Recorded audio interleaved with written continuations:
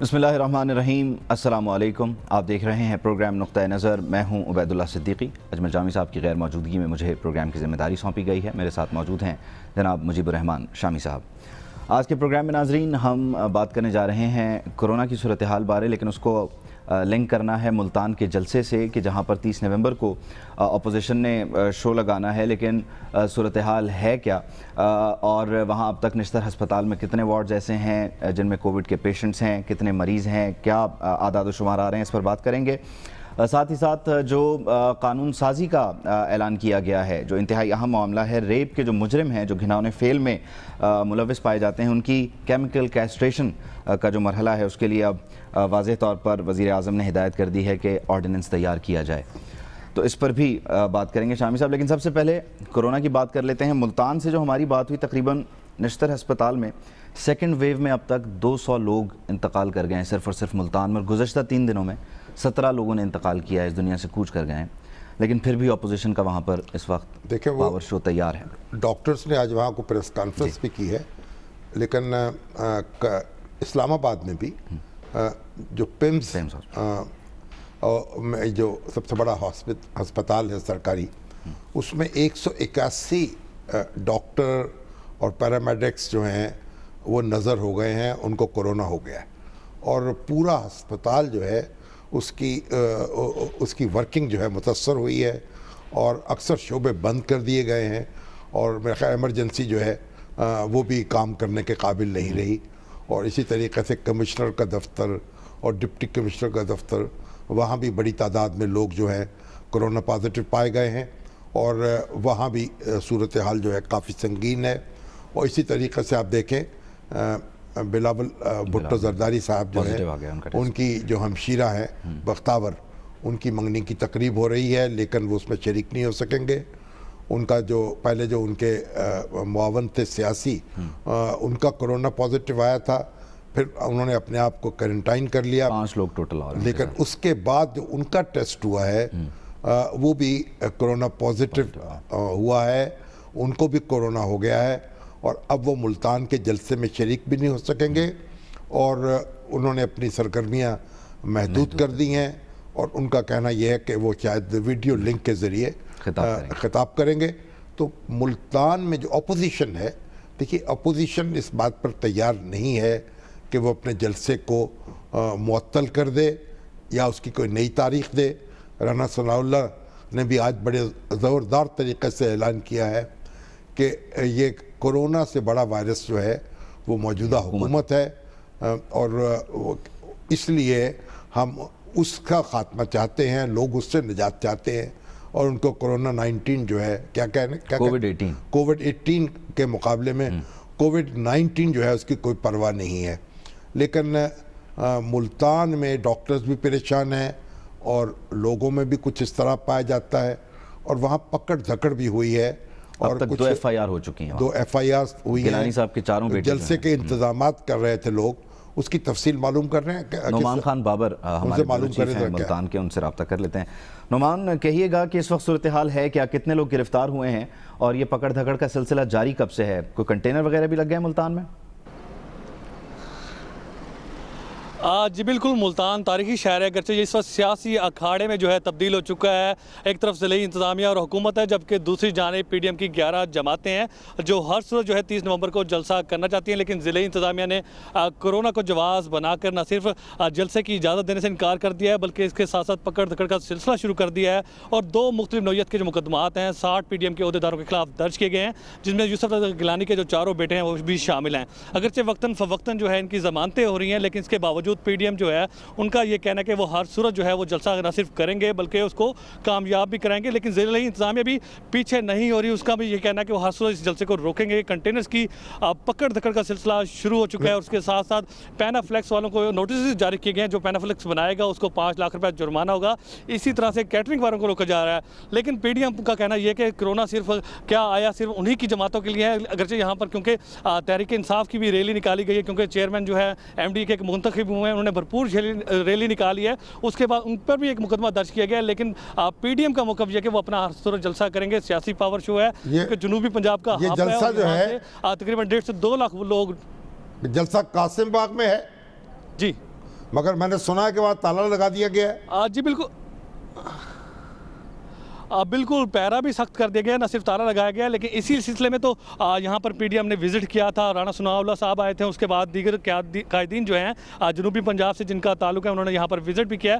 ان کا یہ موقف ہے کہ ہر صورت اسی جگہ پر جلسہ کریں گے, لیکن آپ کا خیال یہ ہے نہیں دے رہی.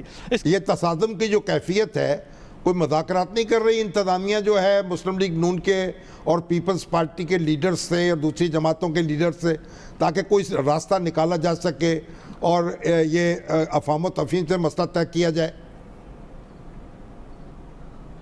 اس انکار سے پہلے جو ہے جو ضلع انتظامیہ نے انکار کیا کہ ہم جلسہ نہیں کرنے دیں گے, اس سے پہلے جو ہے ایک آپشن کسی حد تک موجود تھا.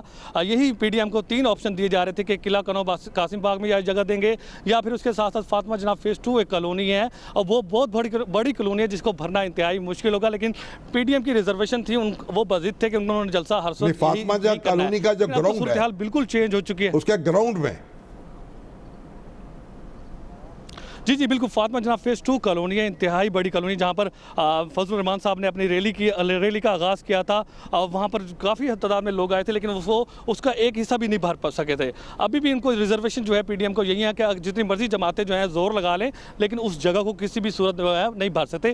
اسی لیے اسی جگہ کا انتخاب کیا گیا. اگر یہاں پر جلسہ ہوتا ہے, اگر کورونا SOPs پر عمل درآمد بھی کیا جاتا ہے, تو پھر بھی 25 سے 35 ہزار لوگوں میں یہ فیل ہو جائے گا. جی سوال یہ ہے کہ اس وقت تنازع جگہ کا تو نہیں ہے نا, وہ تو بذات خود جلسے کے انعقاد کا ہے.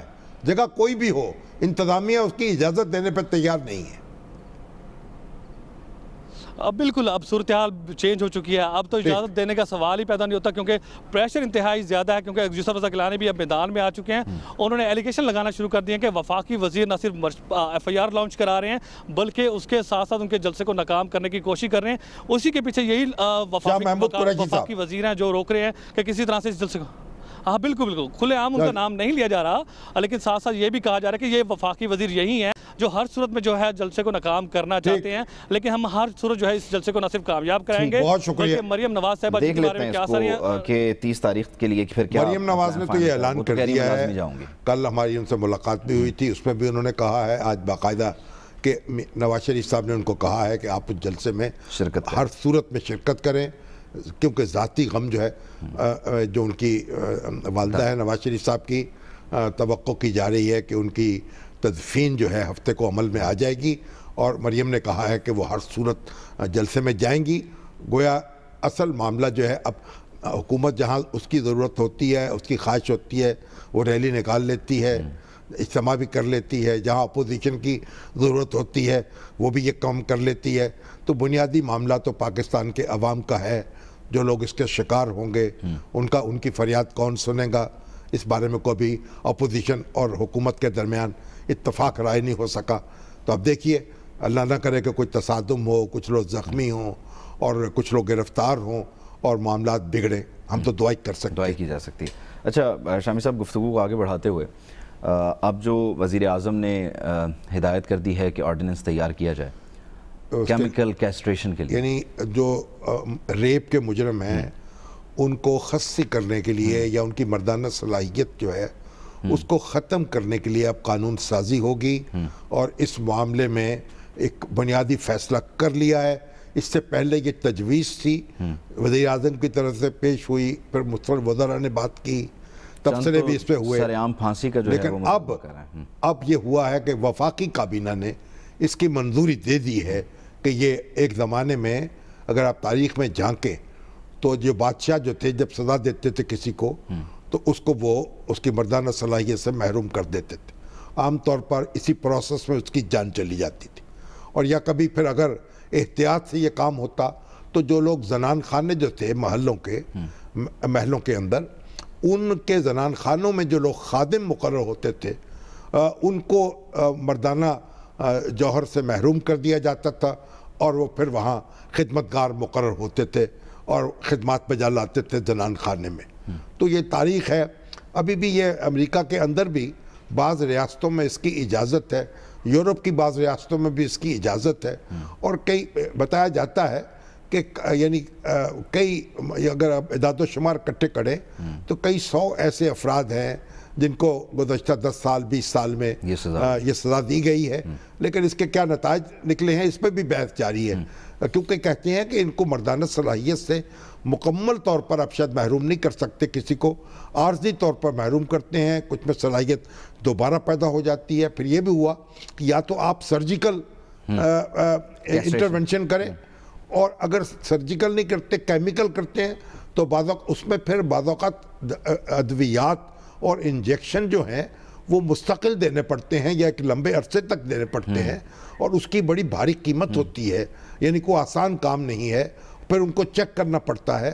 اور جو سرجیکل یعنی انٹرونشن ہے اس میں بھی سرکاری ہسپتال میں اگر یہ کیا جائے تو 10,000 روپے تک کا خرچ آ سکتا ہے۔ میڈیکل سائنس پر ایک بحث ہے جس کا آپ نے ذکر کر دیا، مفتی منیب الرحمان صاحب نے بھی ہمیں جوائن کر لیا۔ اب آپ مجھ سے معلوم کرنا ہے کہ شرعی طور پر آپ کو سن رہے ہیں اس کا کیا جواب ہے؟ مفتی صاحب السلام علیکم۔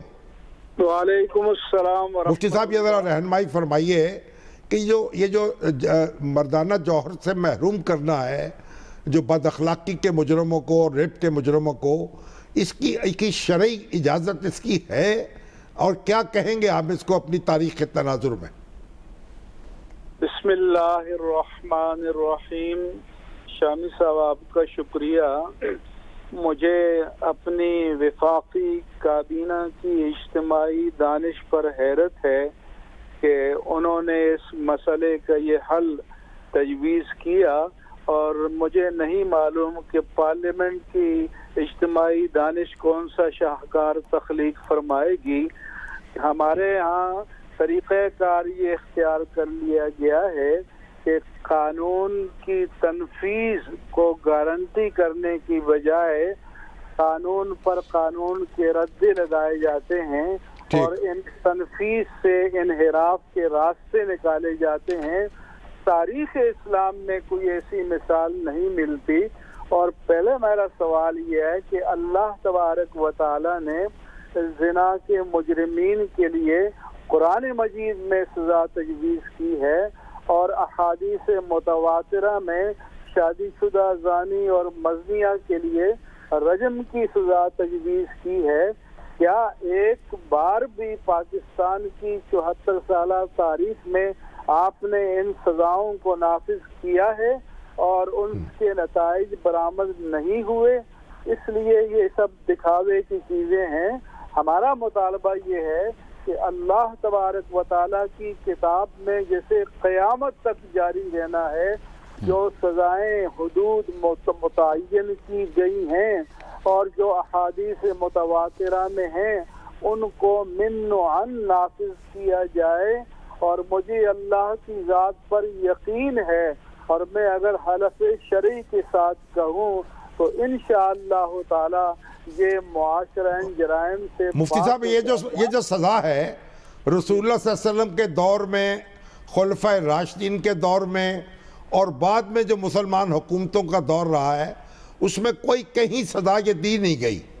کبھی نہیں سزا کے طور پر۔ البتہ آپ نے جو تمہیدی گفتگو کر رہے تھے کہ گھروں کے ملازمین کے لیے جو لوگوں کو امپورٹنٹ کرتے تھے، یہ سلاطین کا طریقہ تھا، یہ عمراء کا طریقہ تھا، یہ دین کا طریقہ اور اسلام کا طریقہ کبھی نہیں رہا۔ اور اگر ریپ کیا جا رہا ہے، زنا بالجبر کیا جا رہا ہے، تو قرآن مجید میں تو تاریخ انسانیت کی شدید ترین سزا ہے کہ انما جزاء الذین یحاربون اللہ ورسولہ ویسعون فی الارض فسادا، کہ ان لوگوں کی سزا کہ جو اللہ اور اس کے رسول سے جنگ کرتے ہیں اور زمین میں فساد برپا کرتے ہیں، یہ ہے کہ ان یقتلوا، انہیں چن چن کر قتل کیا جائے، اور یصلبوا، یا سولی پر چڑھایا جائے، اور تقطع ایدیہم وارجلہم من خلاف، یا جانب سمت مخالف سے ان کے ہاتھ اور پاؤں کاٹے جائیں، اور ینفوا من الارض، یا زمین سے جلاوطن کر دیا جائے۔ آج کل جلاوطن کرنے کا تو تصور موجودہ ممالک کی حدود اور قوانین میں نہیں ہے، لیکن ان کو جیل میں ڈال دیا جائے تاکہ معاشرہ ان کے شر سے پاک ہو۔ اگر صرف زنا ہے تو شادی شدہ نہیں ہے تو 100 کوڑے ہیں، شادی شدہ ہیں تو رجم ہے. لیکن اگر ٹیرر بھی ہے، تخویف بھی ہے، ڈکیتی بھی شامل ہے، اور اسی طرح سے بعض صورتوں میں قتل بھی شامل ہے، ریپ بھی، تو ان کی یہ سزا قرآن نے تجویز کی ہے. ایک دن کے لیے نافذ کر کے دکھا دیں، میں آپ کو یقین دلاتا ہوں کہ یہ معاشرہ ان جرائم سے پاک ہوگا اور اللہ کی مخلوق اور انسانیت کو سکون ملے گی. ہمارے ہاں شامی صاحب یہ فیشن بن گیا ہے، فلاں واقعہ ہو گیا تو ایک بیگم صاحبہ نے بل پیش کر دیا، فلاں واقع ہو گیا تو بیگم صاحبہ نے دوسرے نام سے کر دیا، فلاں واقع ہو گئے تو تیسرے نام سے کر دیا. ان سب ڈراموں کو چھوڑو اور اللہ کے قانون کو اور حدود کو اور قصاص کو نافذ کرو، دیانتداری سے نافذ کرو، کراس دا بورڈ نافذ کرو اور بلا امتیاز نافذ کرو. انسانیت کو امان مل جائے گی. بہت مہربانی، شکریہ، بہت شکریہ. دیکھیے یہ تو کسی خواتین کا مطالبہ بھی نہیں تھا. یہ تو وزیر اعظم نے ٹی وی انٹرویو میں انہوں نے کہا، کچھ لوگوں نے پھر اس کے اوپر ان کو بڑی تحسین کا نعرے بلند کیے.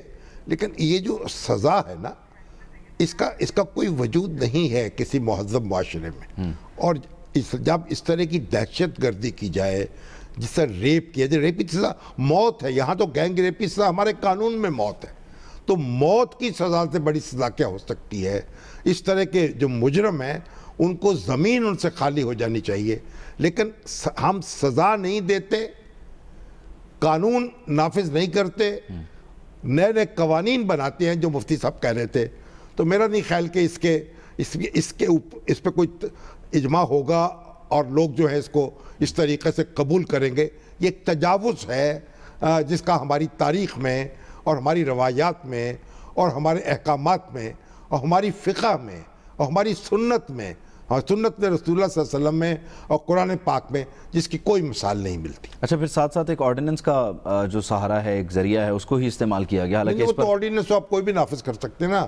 اب وہ عدالت میں چیلنج ہو جائے گا، کیونکہ اس کو آپ 2 طرح سے چیلنج کر سکتے. ایک تو یہ ہے کہ آپ اس کو وفاقی شرعی عدالت میں چیلنج کر دیں. دوسرا یہ ہے کہ اس کو آپ عدالت میں چیلنج کر دیں، ہائی کورٹ میں چیلنج کر دیں، سپریم کورٹ میں چیلنج کر دیں. تو اگر آپ اسلام کے حوالے سے اس کو چیلنج کریں گے تو وفاقی شرعی عدالت جو ہے اس کی تنسیخ کر سکے گی. اصل بات تو یہ ہے کہ مقدمہ تیز رفتاری سے چلے، مجرم جو ہیں ان کو سزائیں ملے، ان کے سر قلم ہوں، وہ جیلوں میں ڈالے جائیں. اگر یہ آپ سزا کوئی بھی دے دیں، کوئی مقرر کر دیں، اگر آپ نے مقدمہ نہیں چلانا، تفتیش نہیں کرنی، تیز رفتاری سے عدالتوں نے کام نہیں کرنے، تو پھر کوئی نتیجہ بھی نہیں نکلے گا. ٹھیک ہے، لیکن کیا ہی بہتر ہوتا ہے کہ اگر اس میں اپوزیشن کو ساتھ ملا لیا جاتا؟ نہیں، اپوزیشن گورنمنٹ کسی یہ تو ایک قومی سطح پر اس کے لیے ڈیبیٹ چاہیے. اپوزیشن ہو یا اور حکومت، اگر وہ مل بھی جائے تب بھی کوئی ایسا عجوبہ نہیں تیار کر سکتے جو ہمارے افکار و خیالات سے لگا نہ کھاتا. ٹھیک. اچھا شامی صاحب، ایک بریک شامل کرتے ہیں یہاں پہ اور اس گفتگو کو آگے بڑھائیں گے. بریک کے بعد واپس آئیں گے.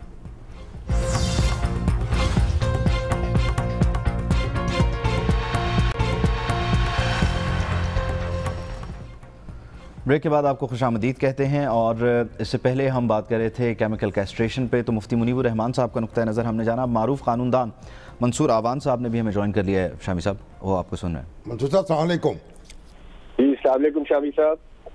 جناب ذرا یہ بتائیے کہ یہ جو وفاقی کابینہ نے فیصلہ کیا ہے کہ یہ جو ریپ کے مجرم ہیں ان کی کیسٹریشن کی جائے گی، تو کیا یہ جو آپ کے خیال میں یہ کوئی پسندیدہ عمل ہے یا اس کے نتیجے میں کوئی ہم بہت بہتر معاشرہ قائم کرنے میں کامیاب ہو جائیں گے اور مجرموں کی اچھی طرح سرکوبی ہو جائے گی؟ شامی صاحب، اس کے میرٹس کے اوپر رسپونڈ کرنے سے پہلے زیادہ پسندیدہ بات تو یہ تھی کہ یہ جو پروپوزڈ آرڈیننسز ہے اس کے بجائے یہ پروپوزڈ بل ہوتے اور یہ پارلیمنٹ میں ڈیبیٹ ہوتا، ٹھیک، دونوں ہاؤسز میں جاتا اور اس کے اوپر لوگوں کے جو الیکٹڈ ریپرزینٹیٹیوز ہیں ان کی اوپینین بھی آتی. دیٹ سیڈ، ایک یہ اچھی بات یہ ہے کم از کم کہ یہ آرڈیننس انہوں نے ریلیز کیے ہیں اور جس کے اوپر اب ایٹ لیسٹ پبلک میں ڈیبیٹ ہو رہی ہے. شامی صاحب، اس سے پہلے بھی جو ریپ کی سزا ہے وہ سزائے موت یا عمر قید کی ہے.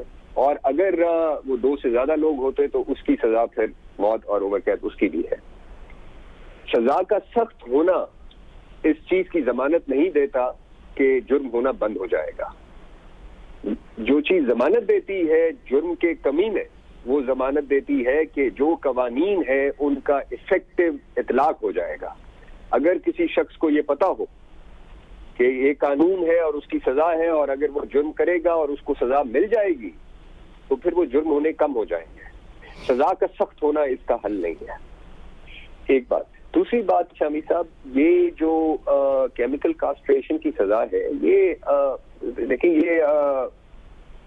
یہ دنیا میں جن ممالک میں ہوئی بھی ہے، جن ممالک میں اس کے اوپر تجربہ کیا بھی ہے، وہاں پہ بھی بہت کرٹیسزم آئی اس کے اوپر، اور بہت سے ممالک نے پھر اس کو پھر اس طرح سے نہیں امپوز کیا. ہمیں یہ دیکھنا ہے کہ آپ دیکھیں کیمیکل کاسٹریشن کے جو کانسیکوینسز ہوں گے اور اس کے جو نتائج ہوں گے، یا جو شخص ہوگا جو اس پروسیس سے گزر کر اگر وہ باہر آتا ہے، اور تو وہ کیسا انسان ہوگا. وہ انسان کیا جرم جو ہے وہ اگر ذہنی طور پر جرم کی طرف مائل ہے تو کیا یہ ایک جرم ہے جو وہ کرے گا؟ اس کے علاوہ بھی یعنی وہ ایک بارود کا گولہ ہوگا چلتا پھرتا، جو کوئی کچھ نہ فتنہ فساد پھیلا سکتا ہے، زیادہ پھیلا سکتا ہے. وہ ایک فرسٹریٹڈ آدمی ہوگا، وہ ایک سائیکولوجیکلی بہت ایک ڈسٹربڈ آدمی ہوگا، جس سے آپ خیر کی توقع پھر نہیں کر سکیں گے. تو یہ جو نی جرک ری ایکشن ہے یا ریسپانس ہے اس پرابلم کا، اس ایشو کا، اس سیریس ایشو کا، یہ اس چیز سے کوئی ڈینائی نہیں کر رہا کہ یہ بہت بڑا مسئلہ ہے.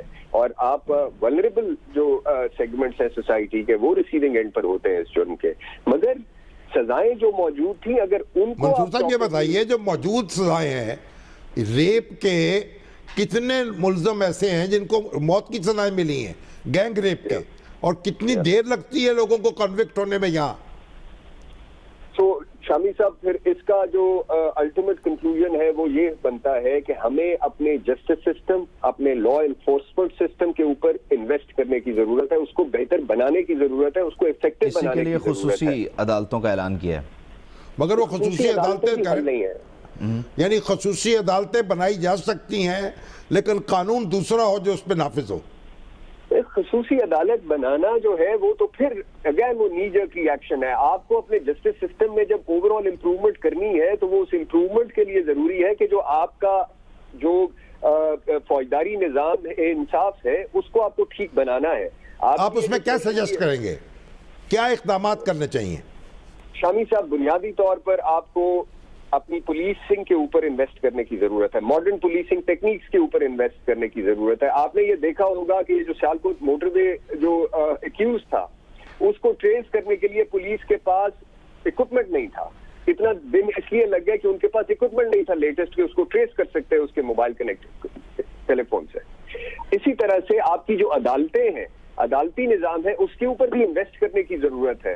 آپ کو جو ماڈرن ٹولز ہیں، جو ایویڈنس لانے کے ہیں، وہ اس سب کے اوپر آپ کو انویسٹ کرنے کی ضرورت ہے، پیسہ لگانے کی ضرورت ہے. آپ کو ریاست کی جو بنیادی ذمہ داری ہے لوگوں کو انصاف مہیا کرنے کی، اس کے اوپر اوور آل فوکس لانے کی ضرورت ہوگی. سو یہ ساری چیزیں میں اس چیز سے بالکل متفق ہوں کہ آپ کو جو انہوں نے ریپ کی ڈیفینیشن مثال کے طور پہ ایکسپینڈ کیا ہے وہ بالکل اچھا عمل ہے، وہ اچھا کیا ہے.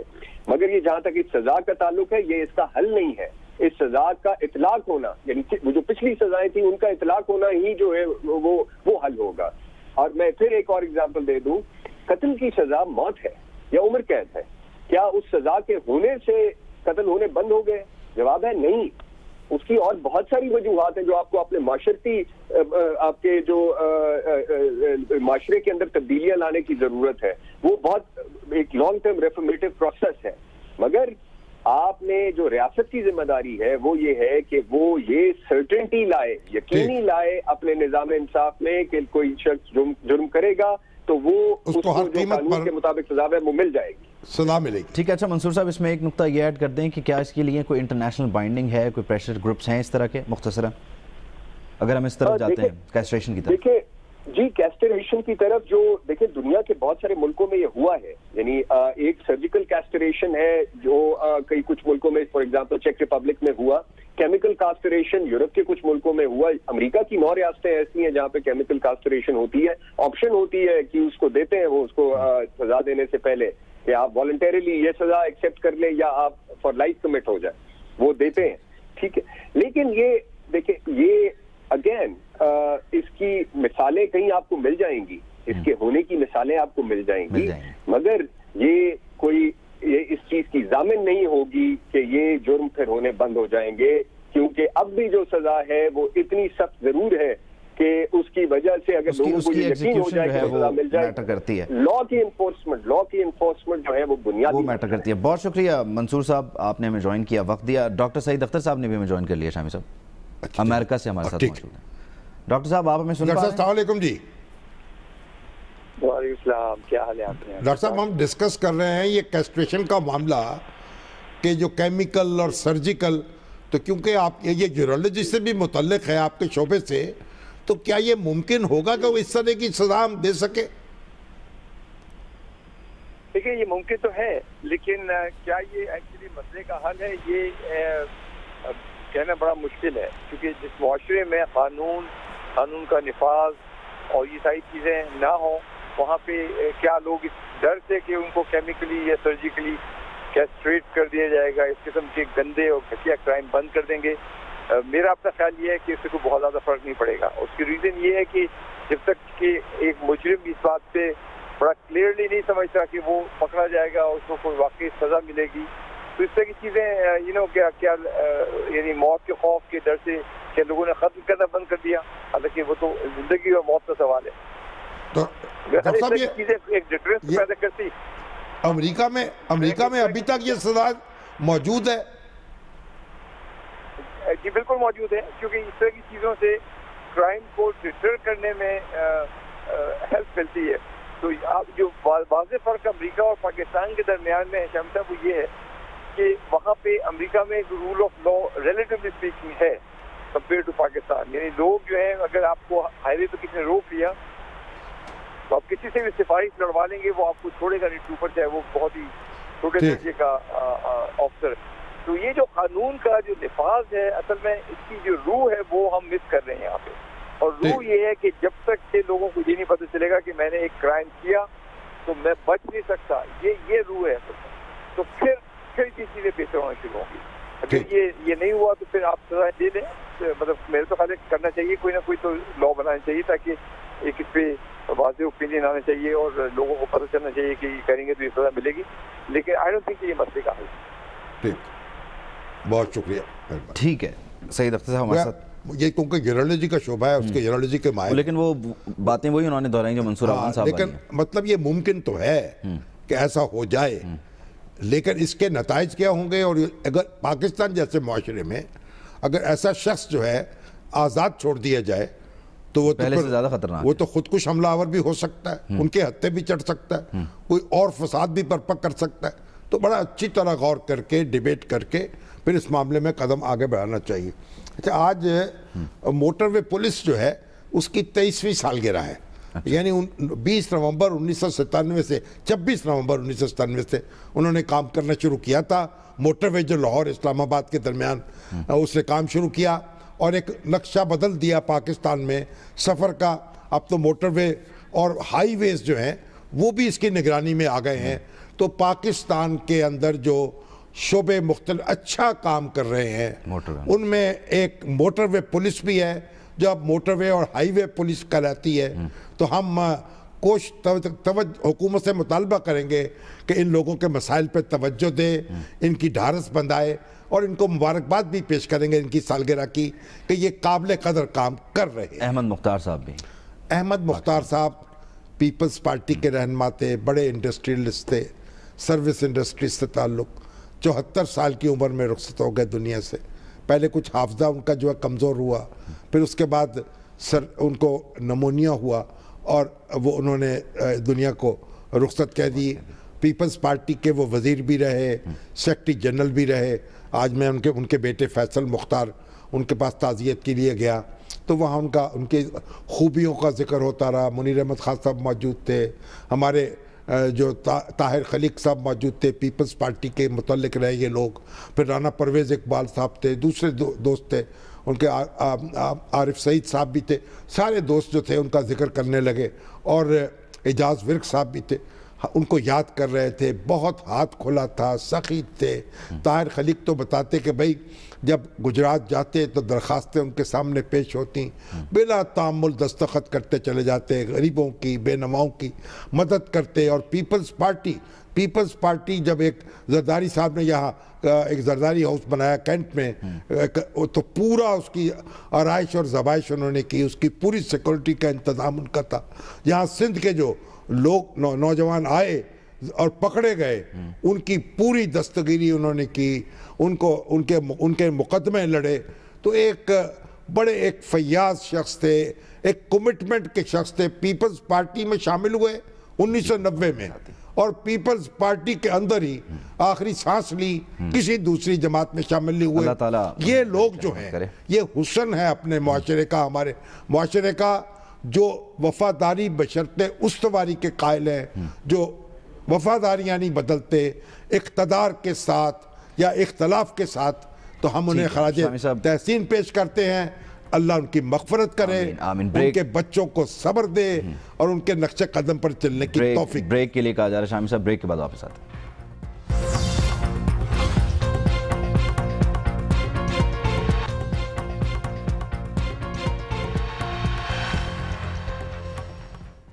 آج کے پروگرام سے اتنا ہی, اجازت دیجیے, اللہ حافظ.